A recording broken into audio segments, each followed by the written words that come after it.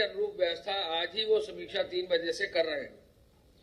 इसके लिए उन्होंने अपने अस्पताल और अपने मेडिकल कॉलेजेस के लिए व्यवस्था कर दी है और प्रमुख सचिव चिकित्सा भी अपने L1, L2, L3 अस्पतालों के लिए भी ऑक्सीजन की व्यवस्था कोविड पेशेंट्स को ट्रीट करते समय कर रहे हैं। माननीय मुख्यमंत्री जी द्वारा पुलिस बल और डॉक्टरों सहित चिकित्सा कर्मियों के लिए विशेष रूप से सतर्क रहने का निर्देश दिया है कि वो सुरक्षित रहे। पुलिस कर्मियों की टीम, मेडिकल सुरक्षा की टीम आवश्यक उपकरण लगाकर ही ड्यूटी करे और सुरक्षा के दिशा निर्देशों का पूरी तरह पालन करे।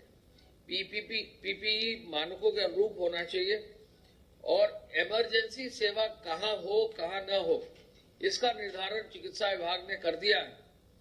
तो उन्हीं अस्पतालों में इमरजेंसी सेवा हो और उन्हीं अस्पतालों में लोग जाएं। मैं आप सबके माध्यम से निवेदन करना चाहूंगा कि हमारे प्रदेश में आमजन से जो भी कहीं बीमार है, कृपया किसी भी सूरत में जो निर्धारित अस्पताल हैं इमरजेंसी के, उनके विपरीत कहीं भी न जाएं। किसी भी नॉन अप्रूव्ड अस्पताल में इमरजेंसी की सेवा में न जाएं, क्योंकि एक तो इससे उनको खतरा है, दूसरा इन अस्पतालों से बाकी लोगों को भी खतरा हो सकता है। केवल जहां इमरजेंसी स्वीकृत है, जहां पर्याप्त सुरक्षा उपकरण है, जहां स्टाफ ट्रेंड है, तब वहां ही इमरजेंसी की अनुमति दी गई है। उसका शासनादेश भी जारी है, वहीं पर इमरजेंसी होना चाहिए। माननीय मुख्यमंत्री जी द्वारा कोविड-19 के उपचार के लिए प्लाज्मा थेरेपी के बारे में भी जो रिपोर्ट्स आई हैं, ये प्रोत्साहित किया है कि प्रदेश में भी प्लाज्मा थेरेपी पर काम हो।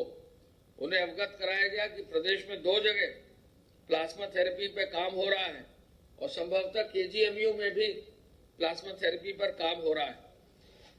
मुझे बताकर ये खुशी है कि पूरा जो आरोग्य सेतु का ऐप है, इसमें पूरे देश में यूपी के 1 करोड़ से अधिक आरोग्य सेतु के डाउनलोड करने वाले भागीदार हैं।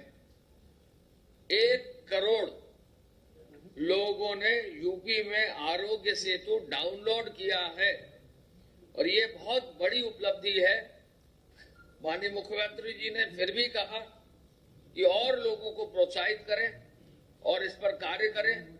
और ये जानकर आपको खुशी होगी कि आरोग्य सेतु ऐप में जो व्यवस्था है अलर्ट देने की, तो लगभग 150 से 200 अलर्ट भी आ गए।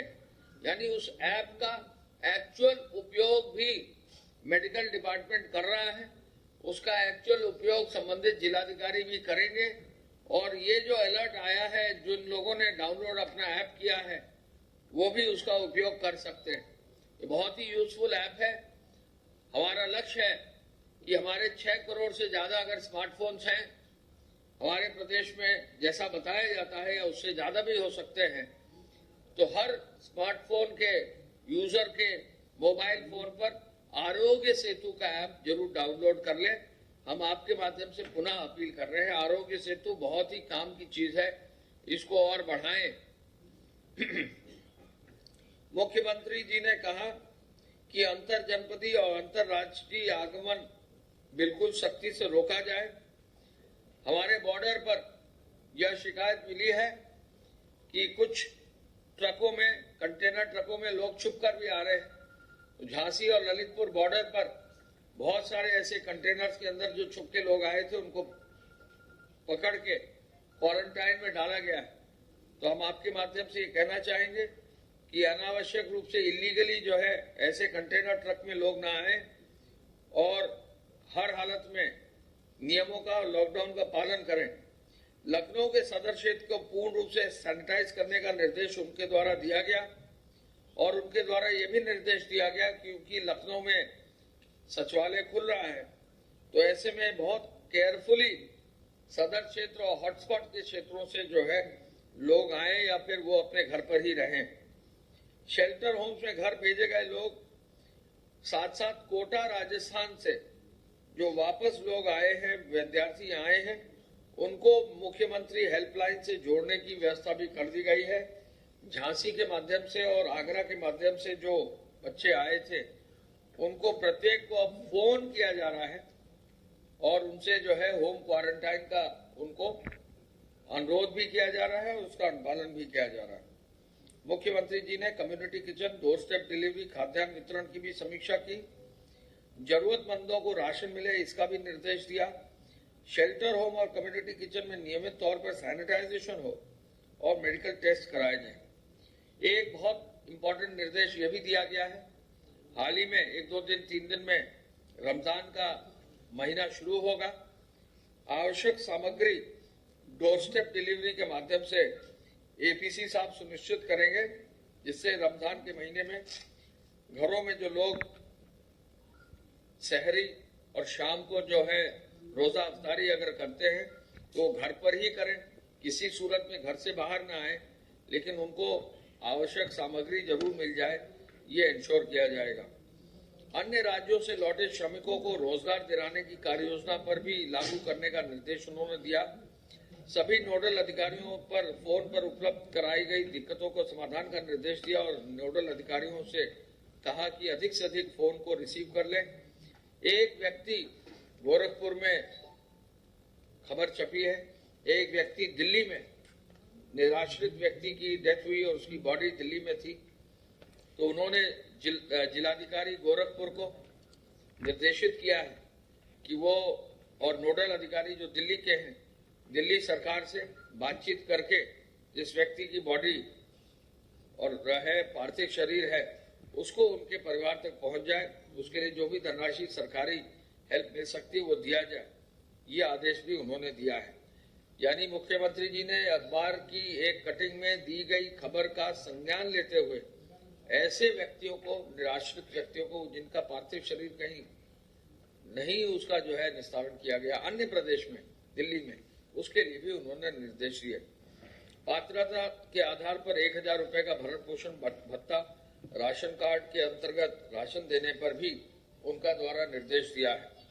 आपको मालूम है कि उन्होंने परसों आदेश दिया था कि एक्सप्रेसवेज का काम शुरू किया जाए, तो मैं आपको बता दूं कि कल पूर्वांचल, बुंदेलखंड और गोरखपुर लिंक एक्सप्रेसवे का कार्य शुरू हो गया है।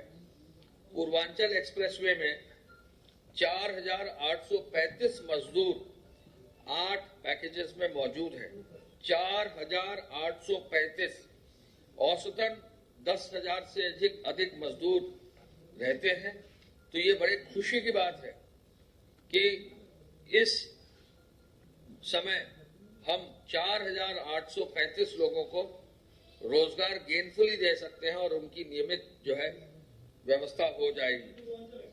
पूर्वांचल एक्सप्रेसवे की हम ये भी आपको बताना चाहेंगे कि पूर्वांचल एक्सप्रेसवे का कार्य जो है लगभग 42% पूरा हो चुका है और इसमें अब तेजी आ जाएगी और ये ग्रामीण क्षेत्र में जो निर्माण कार्य की अनुमति है, इससे हम रोजगार भी दे सकेंगे और हम कोशिश करेंगे हर हालत में कि सोशल डिस्टेंसिंग हो और समय समय पर जो वहां पर लेबर लगे उनकी मेडिकल टेस्टिंग और स्क्रीनिंग भी करते रहेंगे। बुंदेलखंड एक्सप्रेसवे के 6 पैकेज में हमें थोड़ा आसानी है, क्योंकि बुंदेलखंड में केस का लोड बहुत कम है। ऐसे में यहाँ पर भी काम शुरू हो गया है और औसत मजदूर जहाँ 6000 होने चाहिए बुंदेलखंड में, वर्तमान समय में 2150 मजदूर उपलब्ध है, जो जिनका कॉन्ट्रैक्टर पीआईयू अथॉरिटी इंजीनियर का ऑफिस खोलकर भी हम कार्य कर रहे हैं। तो ये चित्रकूट से औरैया होते हुए इटावा तक पहुंचने वाली बुंदेलखंड एक्सप्रेसवे का भी काम शुरू हो गया है। इस कार्य में भी जो है अब 3 से 4% की हमको प्रोग्रेस मिल गई। गोरखपुर लिंक एक्सप्रेसवे का एक पैकेज का काम गोरखपुर और संत कबीर नगर में शुरू कर दिया गया है और इसमें भी लगभग 488 मजदूर मौके पर आ गए हैं। यानी यूपीडा के माध्यम से ही लगभग 4835, 2150, साथ साथ 4488, कुल मिलाकर लगभग 7,500 लोगों को जो है रोजगार अब हम लेबर को अकेले दे रहे हैं। इसके साथ साथ लेबर के अतिरिक्त जो स्टाफ है, जो इंजीनियर्स है, जो वहां पर नीचे का जो टेक्निकल स्टाफ है, कम से कम 1,000 लोग और होंगे।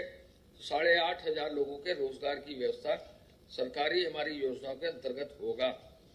हम इस अवसर पर आज ये भी बताना चाहेंगे कि बदायूं में 10 से अधिक केस हो गए हैं, तो जिलाधिकारी बदायूं ने, जैसा कि मुख्यमंत्री जी का आदेश था, अपने ऑर्डर्स को रिवाइज करके आदेश जारी कर दिया है। ऐसे जनपद जहां 10 से अधिक केसेस होंगे, उनको अपने लॉकडाउन के ऑर्डर्स को तत्काल स्वतः ही रिवाइज करने का निर्देश दिया जाएगा।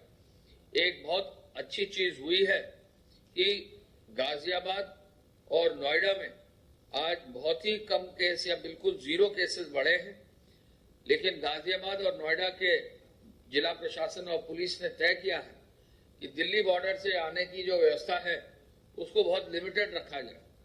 तो ऐसे में जो लॉकडाउन खुला है, तो दिल्ली बॉर्डर से बहुत ही लिमिटेड केवल मालवाहक जाने के लिए, डॉक्टर्स को जाने के लिए और बहुत ही आवश्यक सेवाओं को जाने की व्यवस्था रहेगी। उनको आदेश दिया है कि वो अपने जनपदों की व्यवस्था CP Noida, DM Noida, DM और एसएसपी गाजियाबाद को कहा है कि वो स्वतः निर्णय लेकर जो लॉकडाउन के लिए बेस्ट व्यवस्था है उसी को सुनिश्चित करेंगे। अब तक हॉटस्पॉट्स हमारी जो पूरे हैं जनपदों को सब मिला के 348 हो गए हैं, तो ये कार्य भी हमारा तेजी से चल रहा है कि हम हॉटस्पॉट्स के अंदर की व्यवस्था सुनिश्चित करेंगे। ये अब करीब 53 जिलों में हॉटस्पॉट्स हैं। कुछ हॉटस्पॉट्स कम भी हो गए हैं और कुछ जिले उसमें आउटसाइड हैं, लेकिन फिलहाल उनको हमने संख्या उतनी ही रखी है, 53। हम ये भी बताना चाहेंगे कि उद्योग विभाग ने अब तक 570 करोड़ रुपए की धनराशि बांट दी है 38,919 इकाइयों में। साथ साथ जो कृषि उत्पादन आयोग साहब की कमेटी है, उसने वितरण की व्यवस्था में अब तक 47,470 वाहन लगा दिए हैं।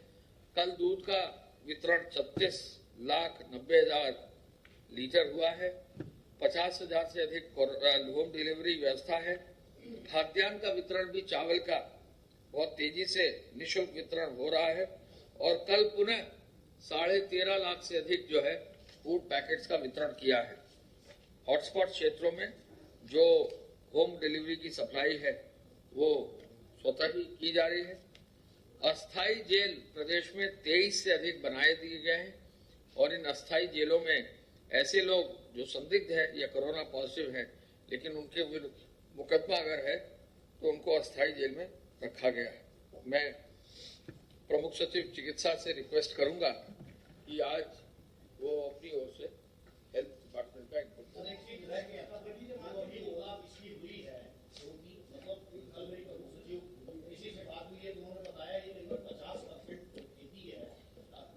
वो ओलावृष्टि के लिए मुख्यमंत्री जी ने 3 दिन पहले ही, जब ये समस्या आई थी, निर्देश हर जिलाधिकारी को दे दिया है कि उनका सर्वे कराएं।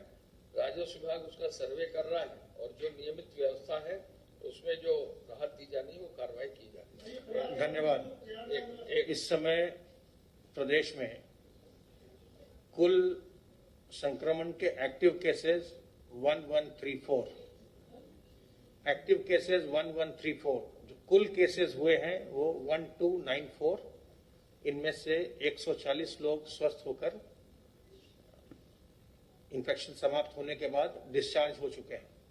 एक्टिव केसेस इस समय 1134 हैं। ये 53 डिस्ट्रिक्ट से आए हैं स्टेट के। हाँ, टोटल केस 1294, एक्टिव केस 1134। 53 जिले में से 9 जनपद ऐसे हैं, जो 53 जो इन्फेक्ट हुए थे उसमें से 9 डिस्ट्रिक्ट ऐसे हैं जिनमें इस समय एक्टिव केसेस 0 रह गए हैं। तो इस समय जो एक्टिव इन्फेक्शन है वो 44 जिलों में चल रहा है प्रदेश में, और उसी को कंटेन करने की एक्सरसाइज निरंतर चल रही है। लॉकडाउन के माध्यम से, सर्वेलेंस के माध्यम से, क्वारंटाइन के माध्यम से, टेस्टिंग के माध्यम से और उनके ट्रीटमेंट के माध्यम से। सभी जनपदों में कंटेनमेंट की बहुत ही एग्रेसिव कार्रवाई चल रही है और इसके लिए जो कॉन्टैक्ट ट्रेसिंग की जाती है, जो भी पॉजिटिव आता है उसकी जो कॉन्टैक्ट ट्रेसिंग की जाती है वो निरंतर उस पर कार्य चल रहा है। कल प्रदेश में 1748 सर्वेलेंस की टीम्स पूरे प्रदेश में उन्होंने वर्क किया है और अभी तक 23,000 से ज्यादा टीम्स ये जो सर्वेलेंस का एक्सरसाइज होता है कॉन्टैक्ट ट्रेसिंग का, उस पर अभी तक वो काम कर चुकी हैं। आइसोलेशन वार्ड्स में आज की तिथि में 1242 लोग हैं, 1242 लोग आइसोलेशन वार्ड्स में हैं और फैसिलिटी क्वारंटाइन में आज की स्थिति यह है कि कुल 10,800 लोग फैसिलिटी क्वारंटाइन में रखे हुए हैं। फैसिलिटी क्वारंटाइन में आप जानते हैं कि जो भी पॉजिटिव केस होता है उसके जो हाउस होल्ड मेंबर्स हैं या क्लोज कॉन्टैक्ट्स हैं या जो उनके और कॉन्टैक्ट में जो आए हों नज़दीकी समय में नियर पास्ट में, उनको हम फैसिलिटी क्वारंटाइन में रखते हैं। फिर उनकी हम टेस्टिंग कराते हैं और टेस्टिंग के बाद या तो उनको हम आइसोलेट करते हैं या वहीं पर हम उनको कंटिन्यू करवाते हैं। जैसा आपको अभी बताया गया कि जिनको हमने क्वारंटाइन में रखा हुआ है उसी से अधिक नंबर्स हमारे वहीं से निकल रहे हैं। तो ये एक अच्छी चीज़ है कि जितनी जल्दी हो उनको हम वहाँ से जो भी कॉन्टैक्ट्स हैं उनको हम हटा लें कम्युनिटी से, ताकि कम्युनिटी में और लोगों को वो जो इन्फेक्टेड लोग हैं और लोगों को इन्फेक्ट न करें। कल 3039 सैंपल्स भेजे गए थे विभिन्न प्रयोगशालाओं को और लगभग 2800 सैंपल्स की टेस्टिंग हुई। कल पूल टेस्टिंग की कार्रवाई निरंतर चल रही है और जैसा कि आप जानते हैं कि पूल टेस्टिंग ऐसे एरिया से की जाती है, वो सैंपल ऐसे एरिया से लिए जाते हैं जहां की पॉजिटिविटी लो होने की संभावना होती है। जिन एरियाज में जो कंटेनमेंट के जोन हैं जहां की पॉजिटिविटी हाई होने की संभावना होती है वहां से पूल टेस्टिंग हम नहीं करते हैं। तो जिन जिलों में एक्टिव इन्फेक्शन जैसे बहुत कम रह गया है वहां पर हम पूल टेस्टिंग करते हैं और जिन जिलों में इन्फेक्शन है उसमें जो कंटेनमेंट जोन है उसके बाहर का जो एरिया है बफर जोन, उसको टेस्ट करने के लिए कि क्या वहां भी कोई इन्फेक्शन है या नहीं है, उसके लिए हम स्क्रीन करने के लिए पूल टेस्टिंग करते हैं। पूल टेस्टिंग की कार्रवाई निरंतर चल रही है, विभिन्न जिलों से सैंपल लिए जाते हैं, पूल टेस्टिंग हो रही है और अब ये प्रयास किया जा रहा है कि केजीएमयू के अलावा जो अन्य कुछ प्रयोगशालाएं हैं वो भी पूल टेस्टिंग को प्रारंभ करें। Thank you.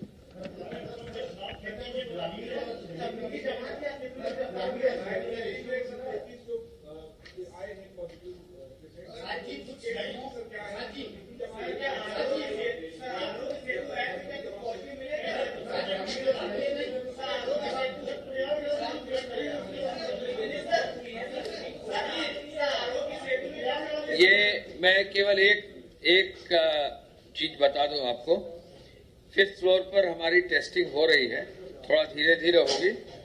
तो हमारा जो कमिटमेंट था सभी प्रेस का टेस्ट कराने का वो रहेगा। मैं निवेदन केवल ये करना चाहूंगा कि आराम से रहेगी, आज नहीं हो पाएंगे पूरे तो कल भी करा लेंगे। आप लोग सब सुरक्षित रहें और व्यवस्थित रहें, ये हमारा रिक्वेस्ट है आपसे।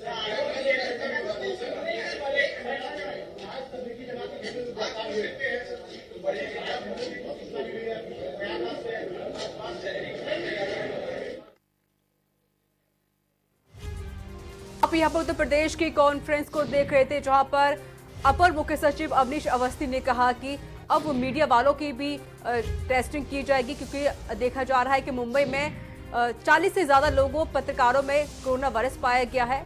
तो उसी को लेकर अब मीडिया के जो भी पत्रकार हैं उनकी भी टेस्टिंग की जाएगी और वहीं पर आरोग्य सेतु से लोगों को मदद मिल रही है, क्योंकि जो आरोग्य सेतु ऐप है इसको 1 करोड़ से ज्यादा लोगों ने डाउनलोड किया है। और वहीं पर अवनीश अवस्थी ने कहा कि जो लोग इस संक्रमण से ग्रसित हो चुके हैं उनको ठीक करने की कोशिश की जा रही है। तो खबरों में आगे बढ़ते हैं।